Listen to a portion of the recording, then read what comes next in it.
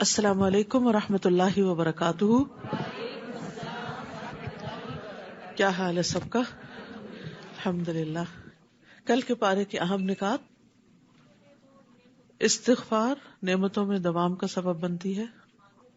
دعائیں اللہ سبحانہ وتعالیٰ کے ناموں کے ساتھ پکار کے مانگے. دعا مانگتے ہوئے اس بات کا یقین رکھنا کہ میرا رب قریب بھی ہے، مجیب بھی ہے. مہمان نوازی ایمان کا حصہ ہے.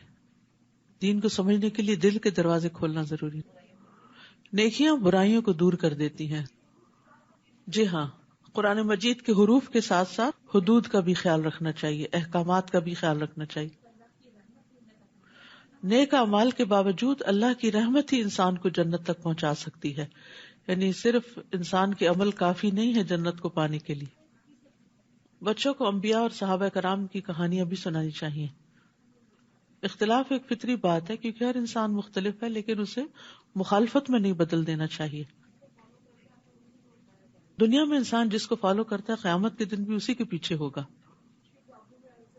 اخلاص کی وجہ سے انسان شیطان کے قابو میں آنے سے بچ جاتا ہے. شیطان مخلصین پر قابو نہیں پا سکتا. توکل ایمان کا حصہ ہے. توکل کے بغیر ایمان مکمل نہیں ہوتا. ایمان دل میں ہوتا ہے اور چور وہی آتا ہے، شیطان وہی اٹیک کرتا ہے جہاں خزانہ ہوتا ہے. جی، لوگوں کی قدر ان کے دین، ایمان، تقویٰ کی وجہ سے کرنی چاہیے، نہ کہ مال اور دنیاوی سٹیٹس کی وجہ سے. ایسا صبر کرنا چاہیے جو صبر جمیل ہو. جزاکم اللہ خیرا کثیرا.